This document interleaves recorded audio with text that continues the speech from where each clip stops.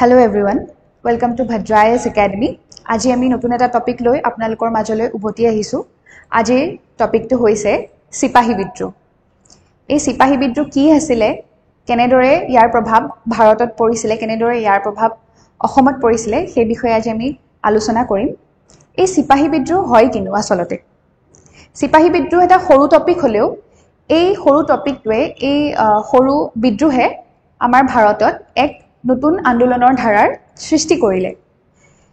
ব্ৰিটিছৰ আমোলত ব্ৰিটিছৰ সৈন্য বাহিনীত যি ভাৰতৰ সেনা আছিলে, যি ভাৰতৰ সিপাহীসকলে কাম কৰিছিলে, সেই সিপাহীসকলে কি কৰিছিলে, ব্ৰিটিছৰ আঁচনিৰ বিৰুদ্ধে, ব্ৰিটিছৰ নিয়ম নীতিৰ বিৰুদ্ধে তেওঁলোকে মাত মাতিছিলে, তেওঁলোকে বিদ্ৰোহ কৰিছিলে। তাকে আমি কি বুলি জানো? সাধাৰণ ভাষাত সিপাহী বিদ্ৰোহ বুলি জানো। এতিয়া এই বিষয়ে আমি অলপ পঢ়ি লওঁ আহক। 1857 চনৰ চৰিত্ৰ পৰ্যালোচনা কৰিলে দেখা যায় যে এই বিদ্ৰোহ কোনো শ্ৰেণীৰ সংগ্ৰাম নাছিলে। এটা পাৰ্টিকুলাৰ শ্ৰেণীয়ে এই বিদ্ৰোহত যোগদান কৰা নাছিলে। এই বিদ্ৰোহত সকলোৱে পিছলৈ যোগদান কৰিবলৈ লয়। কোনো এটা পাৰ্টিকুলাৰ শ্ৰেণীৰ এই সংগ্ৰাম নাছিলে বুলি কৈছে। এই বিদ্ৰোহ আছিল ইংৰাজৰ 100 বছৰীয়া শাসন নীতিৰ বিৰুদ্ধে সংগঠিত হোৱা এক প্ৰবল জাগৰণ। কি হৈছিলে? এই বিদ্ৰোহ কি আছিলে? ইংৰাজৰ 100 বছৰীয়া শাসন নীতিৰ বিৰুদ্ধে সংগঠিত হোৱা এক প্ৰবল জাগৰণ বুলি কৈছে। সকলো মানুহে এই আন্দোলনৰ ধাৰাৰে উজ্জীৱিত হৈছিলে। সকলো মানুহে তেওঁলোকৰ দায়িত্ব আৰু কৰ্তব্যবোধ তেওঁলোকৰ মাজত জাগি উঠিছিলে। এটা বিদ্ৰোহৰ আমি মূল কাৰণ কিছুমান পঢ়িম। এই সিপাহী বিদ্ৰোহৰ আঁৰত বিভিন্ন ধৰণৰ কাৰণ লুকাই আছে। সেই বিভিন্ন ধৰণৰ কাৰণসমূহ আমি বৰ্তমান পঢ়িবলৈ আগবাঢ়িছো। ইংৰাজে পৰ্যায়ক্ৰমে প্ৰৱৰ্তন কৰা অৰ্থনৈতিক নীতিয়ে ভাৰতৰ পৰম্পৰাগত অৰ্থনীতিৰ ওপৰত কুঠাৰঘাত কৰিছিলে। কি কৈছে যে ইংৰাজে পৰ্যায়ক্ৰমে প্ৰৱৰ্তন কৰা অৰ্থনৈতিক নীতিয়ে ভাৰতৰ পৰম্পৰাগত অৰ্থনীতিৰ ওপৰত কুঠাৰঘাত কৰিছিলে। ইংৰাজে যি অৰ্থনৈতিক নীতি সূচনা কৰিছিলে, তেওঁলোকে যি নতুন অৰ্থনৈতিক নীতি লৈ আহিছিলে, সেই নীতিয়ে কাক চেলেঞ্জ কৰিছিলে? পুৰণা ভাৰতৰ অৰ্থনৈতিক নীতিক চেলেঞ্জ কৰিছিলে। কাৰণ কিয়? সেই সময়ত মানুহ যিসকল ভাৰতত আছিলে, সেই ব্ৰিটিছে লৈ অহা নতুন নীতিসমূহৰ লগত তেওঁলোকে এডজাষ্ট কৰিব পৰা নাছিলে। সেইটো এটা মূল কাৰণ আমাৰ কিহৰ? সিপাহী বিদ্ৰোহৰ অন্যতম কাৰণ বুলি কৈছে। 1557 চনত পলাশী যুদ্ধৰ ফলাফল আৰু ইংলেণ্ডৰ শিল্প বিপ্লৱে এই প্ৰক্ৰিয়াত অধিক ত্বৰান্বিত কৰিলে। তো এই প্ৰক্ৰিয়াক আৰু ত্বৰান্বিত কোনে কৰিলে? পলাশী যুদ্ধ হৈছিলে, পলাশী যুদ্ধই কৰিলে। পলাশী যুদ্ধৰ পিছতে কি হ'ল? পলাশী যুদ্ধৰ পিছতে ব্ৰিটিছে অফিচিয়েলি ভাৰতত শাসন কৰিবলৈ তেওঁলোকে সুবিধা পালে আৰু ইংলেণ্ডৰ শিল্প বিপ্লৱে এই প্ৰক্ৰিয়াত ত্বৰান্বিত কৰিছিল।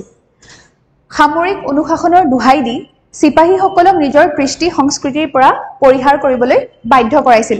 এইটো মন কৰিব লগা কথা যে ইয়াত কি লিখি থোৱা আছে?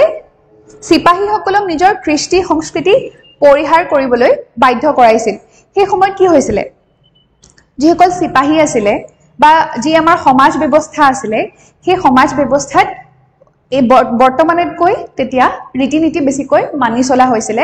আৰু যে ব্ৰিটিছসকলে কি কৰিছিলে, তেওঁলোকৰ ভাৰতীয় সৈন্যসকলৰ ৰীতি নীতি বাদ দিবলৈ কৈ তেওঁলোকে নতুন কিছুমান তেওঁলোকক নিয়ম মানিবলৈ কৈছিলে। যিটো মই সাধাৰণ ভাষাত ক'বলৈ চেষ্টা কৰিছো যে তেওঁলোকৰ পুৰণা পৰম্পৰাগত ৰীতি নীতি বাদ দি পেলাই, তেওঁলোকৰ বিশ্বাস বাদ দি, ধৰ্মক বাদ দি পেলাই তেওঁলোকক নতুন আচাৰ ব্যৱহাৰ, নতুন ৰীতি নীতি মানিবলৈ যে তেওঁলোকক ঠেলি দিছিলে, তেওঁলোকে তাৰ বিৰোধিতা কৰিছিলে। ঠিক আছে? সামৰিক অনুশাসনৰ দোহাই দি সিপাহীসকলক নিজৰ কৃষ্টি সংস্কৃতি পৰিহাৰ কৰিবলৈ বাধ্য কৰাইছিলে। 1556 চনত এখন আইনৰ যোগেদি কোম্পানীৰ চৰকাৰে সৈন্যসকলক সাগৰ যাত্ৰা কৰিবলৈ বাধ্যতামূলক কৰিছিল। এটা এইটো ইণ্টাৰেষ্টিং পইণ্ট হয়। সেই সময়ত হিন্দু নীতিৰ মতে কি আছিলে? হিন্দু বিশ্বাসৰ মতে কি আছিলে? যে মানুহে সাগৰ যাত্ৰা কৰিব নোৱাৰিছিলে। সাগৰ যাত্ৰা কৰা মানে পাপ আছিলে। ঠিক আছে? তো সেই সময়ৰ ব্যৱস্থাটো, সেই সময়ৰ সাগৰ যাত্ৰা যিহেতু কৰিবলৈ মানে অসমীয়া সমাজত বা ভাৰতীয় সমাজত কি আছিলে? এটা টেবু আছিলে যে সাগৰ যাত্ৰা কৰাটো নিষেধ আছিলে। কিন্তু কি কৰিলে ব্ৰিটিছে এখন আইনৰ যোগেদি কোম্পানী চৰকাৰৰ সৈতে সৈন্যসকলক সাগৰ যাত্ৰাত বাধ্যতামূলক কৰাইছিলে ভাৰতীয় সৈন্যই ইউৰোপীয় সৈন্যৰ একে হাৰত দৰমহা পোৱা নাছিল তথা পদোন্নতিৰ ক্ষেত্ৰতো বঞ্চিত হৈছিল ভাৰতীয় যিসকল সেনা আছিলে ভাৰতীয় সেনাসকলে ব্ৰিটিছৰ যি ইংৰাজৰ সেনা আছিলে সেই সেনাৰ সমান তেওঁলোকে কি স্যালাৰি পোৱা নাছিলে দৰমহা পোৱা নাছিলে আৰু তেওঁলোকে প্ৰমোশনৰ ক্ষেত্ৰতো পদোন্নতিৰ ক্ষেত্ৰতো তেওঁলোকৰ কি হৈছিলে তাৰ পৰা বঞ্চিত হৈছিলে কাৰণ তেওঁলোক ভাৰতীয় সেনা আছিলে খ্ৰীষ্টিয়ান মিশনাৰী দ্ৰুত ধৰ্ম প্ৰচাৰ আৰু ভাৰতীয় কিছুমান প্ৰথাৰ বিলোপ সাধন যেনেদৰে মই কৈ আহিছো যে তেওঁলোকক ভাৰতীয় কিছুমান ৰীতি-নীতি বাদ দিবলৈ শিকোৱা হৈছিলে আৰু নতুন কিছুমান আচাৰ ব্যৱহাৰ বা ৰীতি-নীতি বা বিশ্বাস তেওঁলোকক হাতত ধৰাই দিয়া হৈছিলে সেইবাবে তেওঁলোকে কি কৰিছিলে তাৰ বিৰোধিতাচৰণ কৰিছিলে খ্ৰীষ্টিয়ান মিশনাৰীসকলে কি কৰিছিলে দ্ৰুতভাৱে ধৰ্ম প্ৰচাৰ কৰিছিলে খ্ৰীষ্টিয়ান ধৰ্ম প্ৰচাৰ কৰিছিলে আৰু সেইবাবে আমাৰ যিসকল সৈন্য আছে সৈন্যসকলে ব্ৰিটিছৰ বিৰুদ্ধে মাত মাতিছিলে দেশীয় শিক্ষা আৰু জনকল্যাণৰ নামত বিভিন্ন ঠাইত স্থাপন কৰা শিক্ষানুষ্ঠান হস্পিটেল গীৰ্জা আদি এইটো এটা অন্যতম কাৰণ তেওঁলোকে কি কৰিছিলে শিক্ষা আৰু জনকল্যাণৰ নামত তেওঁলোকে গীৰ্জা বনাইছিলে যেহেতু আমাৰ সেই সময়ত ভাৰতীয়সকলে মঠ মন্দিৰত পূজা কৰিছিলে কিন্তু তেওঁলোকে গীৰ্জা বনাইছিলে ঠিক আছে তেওঁলোকক ধৰ্মৰ নামত তেওঁলোকক কি কৰা হৈছিলে ধৰ্মৰ নামত তেওঁলোকক সাপ্ৰেছ কৰা হৈছিলে এনফিল্ড ৰাইফলৰ গুলিৰ ব্যৱস্থা এতিয়া এনফিল্ড ৰাইফলৰ গুলিৰ ব্যৱস্থা কি কৰা হৈছিলে এনফিল্ড ৰাইফলটোত যেটো গুলি ভৰোৱা হয় সেই গুলিটো দাঁতেৰে কামুৰি এৰুৱাই ল'ব লাগে এতিয়া এটা ৰিউমাৰ ওলালে ৰিউমাৰটোত কি ওলালে যে সেই এনফিল্ড ৰাইফলৰ যেটো গুলি আছিলে সেই গুলিটোত গাহৰিৰ চৰ্বি আৰু আমাৰ গৰুৰ চৰ্বি ব্যৱহাৰ কৰা হয় যেটো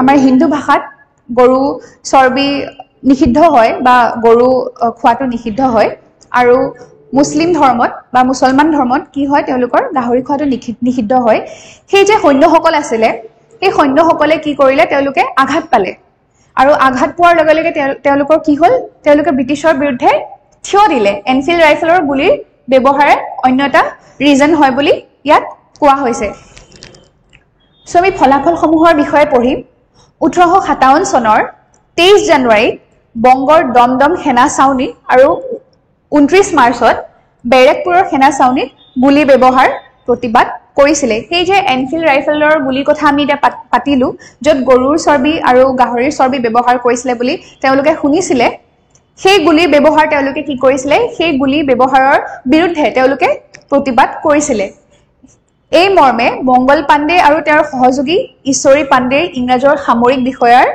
আক্ৰমণ কৰাত তেওঁলোকক ফাঁসি দিয়া হয় ইয়াত এটা কাৰ কথা কোৱা হৈছে মঙ্গল পাণ্ডে আৰু ঈশ্বৰী পাণ্ডে কি কৰিছিলে ইংৰাজৰ সামৰিক বিষয়াক তেওঁলোকে আক্ৰমণ কৰিছিলে সেই আক্ৰমণ কৰাৰ বাবে তেওঁলোকক কি কৰা হ'ল তেওঁলোকক ফাঁসি দিয়া হ'ল এখন সিনেমা হয়তো সকলোৱে চাইছে আমিৰ খানে কৰিছিলে মঙ্গল পাণ্ডে যদি আপোনালোকে চোৱা নাই চাব পাৰিব এই গুটেই ষ্টৰীটো তাত ডেপিক কৰা হৈছে ঠিক আছে মঙ্গল পাণ্ডে আৰু ঈশ্বৰী পাণ্ডে কি কৰা হৈছিলে ফাঁসি দিয়া হৈছিলে নেক্সট আমি চাও যে 10 মে তাৰিখে মিৰাটৰ সেনা চাউনীৰ সিপাহীসকলে মিৰাটৰ জেলত থকা সকলো কয়দীক মুকলি কৰি দিয়াত তেওঁলোকে কেইবাজনী ইংৰাজ সামৰিক বিষয়াক হত্যা কৰিছিলে 10 মেত কি কৰিছিলে মিৰাটৰ সেনা চাউনীত থকা যিসকল সিপাহী সেই সিপাহীসকলে মিৰাটৰ জেলত যিসকল মানুহ আছিলে ভাৰতৰ মানুহ তেওঁলোক জেলত আছিলে সেই জেলৰ মানুহখিনিক তেওঁলোকে কি কৰিছিলে মুকলি কৰি দিছিলে আৰু মুকলি কৰি দিয়াৰ লগে লগে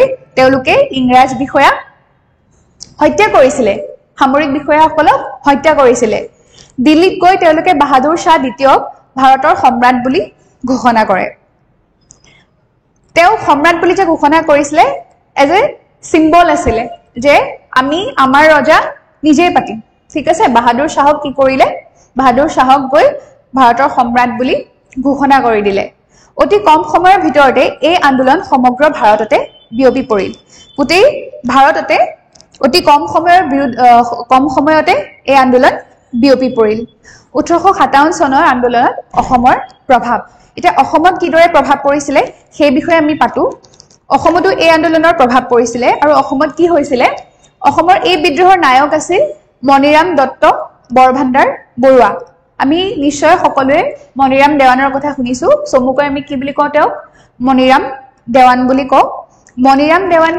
মণিৰাম দেৱান উপাধিটো তেওঁ ক'ৰ পৰা পালে তেওঁ ব্ৰিটিছৰ আমোলত তেওঁ ব্ৰিটিছৰ আণ্ডাৰত দেৱানৰ কাম কৰিছিলে যাৰ বাবে তেওঁ কি বুলি কোৱা হৈছিলে মণিৰাম দেৱান পিছলৈ তেওঁ কি কৰিলে ব্ৰিটিছে যে তেওঁলোকক শোষণ কৰিবলৈ লৈছিলে সেই শোষণৰ বিৰোধিতাচৰণ কৰি তেওঁ দেৱানৰ পদবী এৰি চাহৰ খেতি কৰিবলৈ ল'লে তেওঁ চাহ বাগিচা প্ৰতিষ্ঠা কৰিবলৈ ল'লে মণিৰাম দেৱানে কলিকতাৰ পৰা পিয়লি বৰুৱা কণ্ডপ্ৰেছৰ সিংহৰ সৈতে গোপনে বিদ্ৰোহৰ যুঁজা চলাওতেই বিদ্ৰোহৰ নথিপত্ৰ ইংৰাজৰ হাতত পৰাত 1558 চনৰ 26 ফেব্ৰুৱাৰীত পিয়লি বৰুৱা আৰু মণিৰাম দেৱানক ফাঁচি দিয়া হয় এতিয়া মণিৰাম দেৱানে ব্ৰিটিছৰ যি বিৰোধিতাচৰণ কৰি তেওঁ চাকৰিটো এৰিলে চাকৰিটো এৰাৰ পাছত তেওঁ কি কৰিলে চাহৰ খেতি কৰিবলৈ ল'লে যে দেখিলে যে মণিৰাম দেৱানে তাত সফল হ'বলৈ ধৰিছে তেতিয়া তেওঁলোকে মণিৰাম দেৱানৰ বিৰুদ্ধে বিভিন্ন ধৰণৰ কূটনীতি ৰচিবলৈ ল'লে আৰু মণিৰাম দেৱানেও কি কৰিলে ব্ৰিটিছৰ বিৰুদ্ধে মাত মাতিবলৈ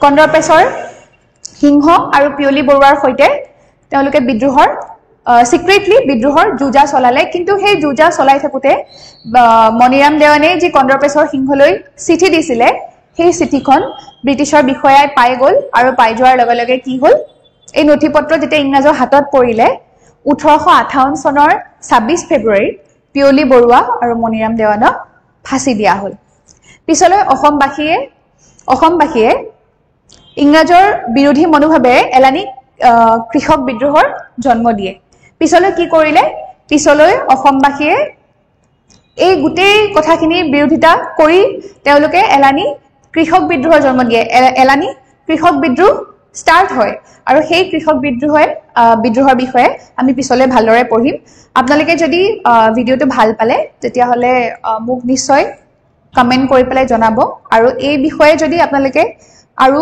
কিবা জানিবলৈ বিচাৰিছে সেই বিষয়ে আপুনি মোক কমেন্টত জনাব পাৰে আজিলৈ ইমানতে ভিডিঅ'টো সামৰিছো নেক্সট আকৌ অন্য এটা ভিডিঅ'ত লগ পাম ধন্যবাদ